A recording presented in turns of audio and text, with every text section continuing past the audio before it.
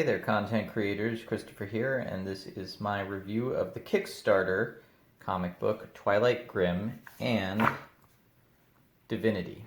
So, first of all, I'm going to apologize for the sound quality. Usually I would do something like this in my studio, but my studio is being used at the moment, and I haven't had time to break it down and get set up again for my regular videos.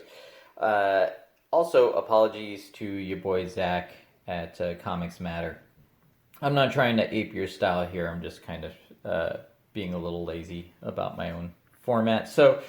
But I wanted to review this comic. This was sent to me by my producing partner who supported the Kickstarter, and he wanted to know what I thought of it. So I thought it might be easier just to do a video giving my thoughts. So where do I start? I think this comic was a valiant effort. I'll start with what I liked about it. So I do like this double format. I always like the old Marvel Comics Presents from the 80s where you would get two short stories and then you'd flip it over with a separate cover and get another two short stories. I generally like that they seem to know how to structure a comic. Hey there, Mr. Spock. It's Mr. Spock, the comic review cat.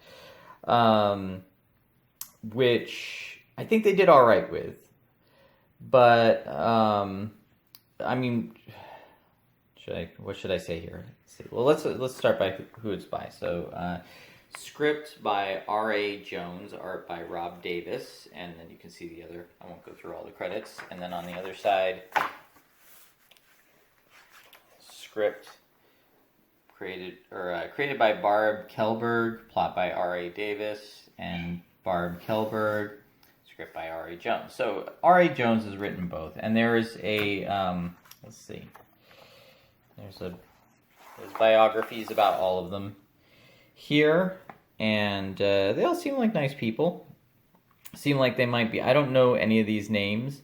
They may be veterans. I haven't read this biography yet. But anyway, so let's get into it. So first of all, like I said, I like the format. I think it's nicely printed. It's printed by Kablam, which came with a little flyer explaining what Kablam is. I'm not overly familiar with them. I think I used them many years ago to print some samples for Comic-Con at some point when I was trying to break into the business, back when breaking into the business was actually something you'd want to do. But anyway, okay, so, how do I say this? If they do another comic, when they do another comic, I will be interested to read it. I think that there's a lot to be improved here, and let's get into it. So first of all, let's talk about the coloring. The coloring is something that I think is very important, and yet we've got this very busy cover. Now there's I think better coloring could have saved this. You've got this central character, okay, he's kind of interesting, kind of the Van Helsing guy. Typical Van Helsing guy. I mean, really. If you're going to give us Van Helsing, give us a reason to be, to believe he's something fresh and new. So, let's get into it. So, first of all, we start with this big explanation of what the environment is, and then we have a lot of kind of, let's see, it is the in-between time, or it is the between time, those last blessed moments before the sun goes down and the evil comes out. Okay, so do we need that? Maybe. I don't know. I've seen captions done well before. This suffers from a lot of captions. I do like how you have these cops, they're dropping this, supposedly, this young girl that's a shoplifter out, but she looks, I'm sorry, the art, she's this very kind of unattractive, I hate to say it, I had a friend in high school who had a junkie mom, and this looks more like the junkie mom than the, what do they call her here? This doesn't seem right, Al. Turning a kid out in that hellhole, I mean, it's like, they essentially are saying, like, they're turning her loose. Oh, dog needs to come in. All right, dog. Come on, you. I look forward to having my studio cleaned up, but I gotta have the studio in the shape it's in at the moment to finish the music video I'm doing. So essentially, they're turning her loose on the wrong side of the tracks, and there's a wall. And on the other side of the tracks, essentially, it's a death sentence. Now, she's like, it says in the captions that they gave her a choice between going to jail or getting turned loose here, which is a death sentence, but she didn't know it was a death sentence. It's like, I don't know. Lots of questions. So, here's kind of where I start to have a problem. And again, lots of very muted colors. I mean, this green stands out against the purple to kind of make her the central focus, and that's well done. But it's like, again, she's not very attractive. She doesn't look like a kid. She looks, I don't know. I'm trying to figure out what her look is trying to tell us about her. The boots. It's just all very drab stuff. And then she runs into a vampire, and you got this guy who just, I'm sorry, I laughed out loud at this guy. He looks like a cross between, I don't know, somebody out of a Ray Harryhausen Sinbad movie and the Count from Sesame Street. I mean, he's literally purple, like the Count from Sesame Street. And I don't mind that he's purple, but I mean, he just looks ridiculous. And then I had a hard time figuring out what was going on here. It took me a little bit of time to figure out that this was supposed to be his eyes hypnotizing her so he could go in for the kill. I don't know. Okay, so I'm not going to give away everything. Obviously, we have this Van Helsing guy again. Now, this is something that I see a lot of comics veterans doing.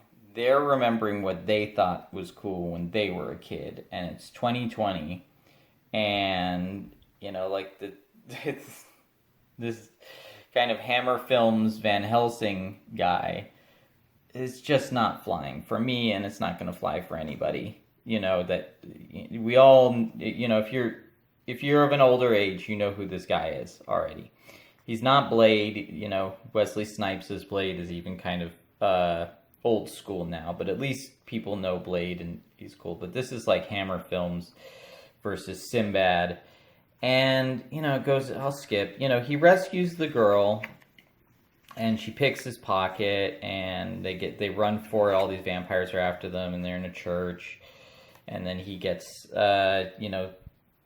produces a cross, and they threaten him, and okay, and then it cuts to this vampire club, and it's very quick. Now, it's not a vampire club. It's a club where vampires and humans can commingle, but you have to go into the vampire district to get there. And there's this, like, the daughter of the mayor who shows up in her underwear and a negligee. I realize she's supposed to be like the party girl and blah blah blah, but I mean, really, we could have spent a little more time on this rather than have like a gender swap Rick James. So, and then they get attacked, and the same guy, Twilight Grimm, rescues them, and then there's an interaction. He saves the day, and then there's a vampire in a corner that he knows, and then it just stops. So there's kind of a common... I'm not saying this is what these people are doing, but there's kind of a common thing where people want to use... And I've talked about this. If you follow my vlog, I did a thing on the, screenwriters. Do you want to turn your movie script into a comic book? And one of the things that I talk about in that is that, people treat a comic book like their movie pitch. Now, these guys are comic veterans. I'm not saying that's what these guys are doing, but I think what they're doing is the big mistake here is they're treating their first issue, their Kickstarter first issue, as their pitch. Now, whether it's a movie pitch or a pitch just to keep reading, the big mistake here is that they tried to cram all this information about this world into 22 pages, and they didn't really say anything about the characters. There's nothing compelling me to want the next issue, because I haven't seen anything new or original. I've kind of seen tropes. Okay, vampire clubs, we've seen that. Van Helsing, we've seen that. Post-apocalyptic cities overrun by vampires, we've seen that. And there's nothing fresh about it. One of the things I really liked about Robert Rodriguez doing Planet Terror, his kind of grindhouse homage, was that he took the grindhouse style, but he brought it into a what at the time was the modern way of storytelling. So it was like using those tropes, but to tell a fresh story.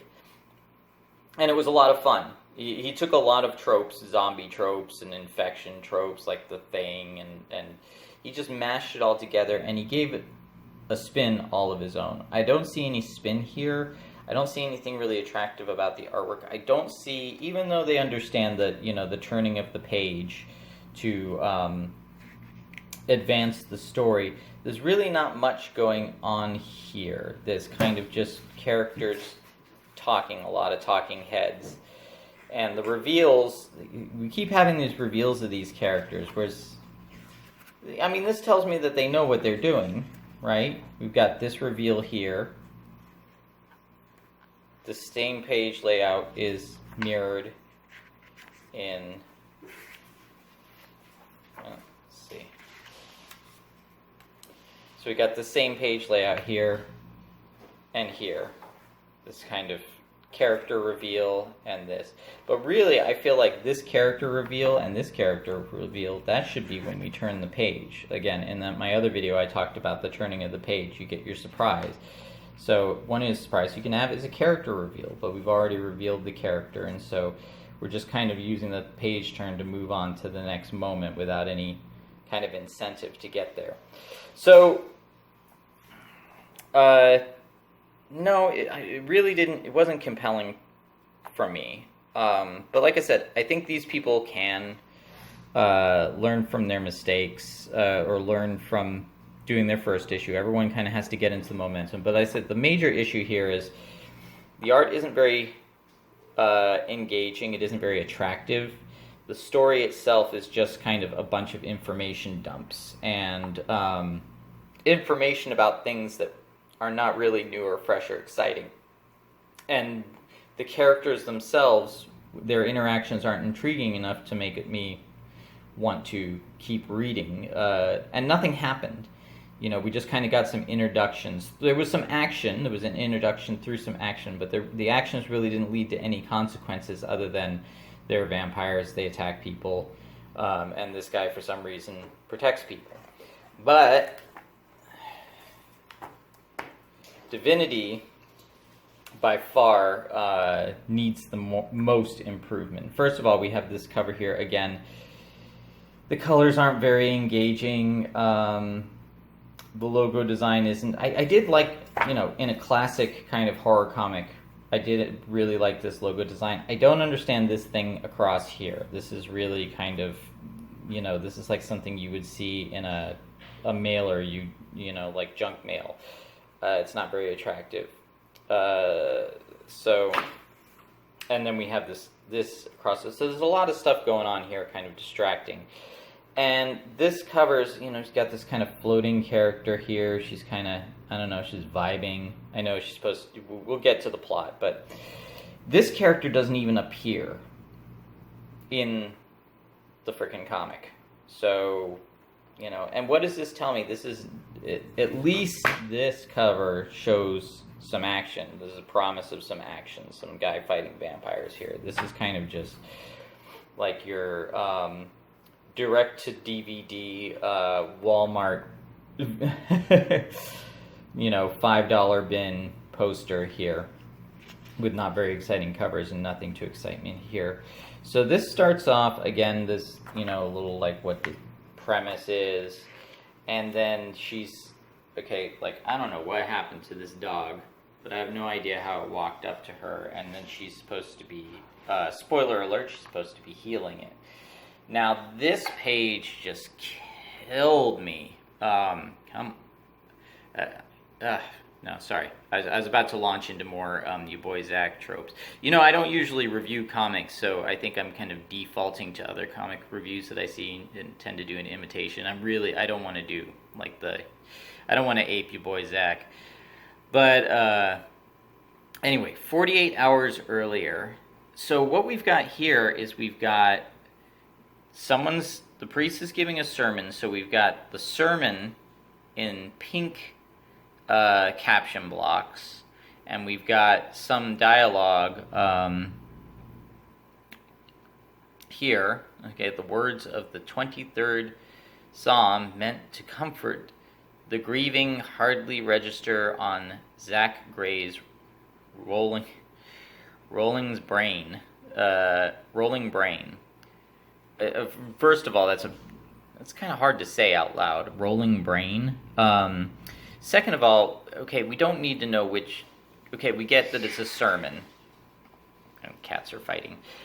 We get that it's a sermon, and we aren't seeing that it's words coming from this priest's mouth. So we're having to jump back and forth, and it's, okay, look at this. Where do we read this way? Like, this is really confusing. Like, do I read this way? Because the pink suggests that I should read here next, and then the yellow here, and then the pink here. Or we should be reading this way. It's just a big block of kind of all over the place stuff that confuses the eye. And I really think, one blurb of a sermon, and you would have got it. Unless you really are going to tie the dialogue in, which they don't. You don't need all that, okay? And you really need this to be word balloons and this to be captions. And the captions, again, are just information dump. It's tell rather than showing. And I don't have anything against captions. Sometimes captions, like a narrative or a first-person kind of talking to the audience thing, that can work. It's part of what makes comics so flexible. You can do all sorts of things. But really what we're seeing dialogue that then just affirms playing out. And then, you have really clunky dialogue here. And the guy's trying to investigate what happened because there was a car accident, and then he goes drinking, and then he has to beat up some people, and there's a fight scene, and it's, it just kind of happens. And then after all that, we finally get to where it started in the first page, where she heals this dog. I'm not sure about this dog anatomy. What's going on here? So she heals this dog, and it freaks out her half-brother, because it's, stated many times that this is her half-brother. And I'm skipping ahead. She tells the story, and here we have this really, a lot of kind of dialogue, like, okay, I guess I probably would have drowned to death, Zach, but then Mama came out, All right, well, we see that she's drowned, so we don't need this. This is kind of, what they call see-say. They say it, we see it. All right, she jumped right into the water, Zach, with all her clothes on. Yes, we see that. She told me I wasn't even breathing when she pulled me out. Okay, we could have just had a flashback. Then she did CDR on me. You mean CPR? Oh my God, that's so cringe. I'm sorry, like, if you're writing a little kid, this really kind of clunky. I don't know how old this kid's supposed to be again. Anyway, that too. She brought me back to life, Zach. She says Zach a lot. All I had was a headache, and it went away in a couple of days. But it didn't end there, did it, Vinny? Nah, 'cause a few weeks later, and then, they should just show it. We don't need all this dialogue. And the way that they write the little kid is just, my sentiments exactly. Shut up. Anyway, so you know, they decide people have found out she has this healing power and they've got to run for it, and then, you know, these people show up. And again, there's nothing compelling me here to want to read on, because so much of it was an information dump. And I didn't want to give it all away. And again, I don't want to harp on these people. Obviously, they worked very hard producing this, and they had a Kickstarter, and they believed on it. They believed in it. But to me, like, it's... you got to get out of your own bubble, is the thing. This is a comic made in a bubble. Both of these are a comic made in a bubble. There's a lot of things that people have already seen before, a lot of cliches, and it's been done better. Now, that's not, again, like I said, I'm not going to say that I won't check out what they do next, and I do hope that they keep going with this, but I really kind of just question, why did they make this in the first place? Is it because they wanted to pay homage to things that they loved? They thought they had a great idea? You know, it's like the guy on the run with the kid that he's got to take care of that he doesn't really want to, and she's got a special power thing. You know, we've seen that a million times. Maybe not the special power thing, but, you know, the whole, the parents are dead, we're on our own, big brother reluctantly takes care of little sibling, and, you know, people are after them. It's been done so many times, and I'm not saying it can't be done again, because, yes, there are no new ideas in that sense. But the spin, you really have to have a better spin on what you're doing. You have to know why you're doing it, why it excites you, and why it should excite other people. And then you have to figure out what it is about the comic book medium when you're doing a comic book, because it's something I discussed before in the other video, and I'll link it at the end of this video. You really have to figure out what it is about the comics medium that's going to that excites you, that makes you want to tell your story in the comics medium. And here we just kind of, I don't know, it's just very kind of tropey stuff. You know, we've seen the funeral scene a million times. It's all kind of what I guess they call cop shows procedural now, but what I call this is procedural. And it's procedural without any anything else to get me excited, right? Right. So, anyway, that's all I'm going to say about that. There's a cat butt for you. And, yeah, I mean, like I said, I wish these guys well. I've certainly seen a lot worse. Mr. Spock has as well. But I've seen a lot better, too. And if these guys are veterans, I think my suggestion, like I said before, is get out of your bubble. Figure out what it is that really excites you about this, or if you're even excited about this at all. You know, are you excited about this, or did you just have an idea that you thought you'd give a shot at and, you know, would take off and pay your bills? Because I just don't see anybody, young or old, really getting excited about it. Like I said, young people aren't going to be excited about this. There's nothing really that I think is going to speak to them. And, oh, hello, he wants a hug. You want a cuddle. And older people have seen this before a million times.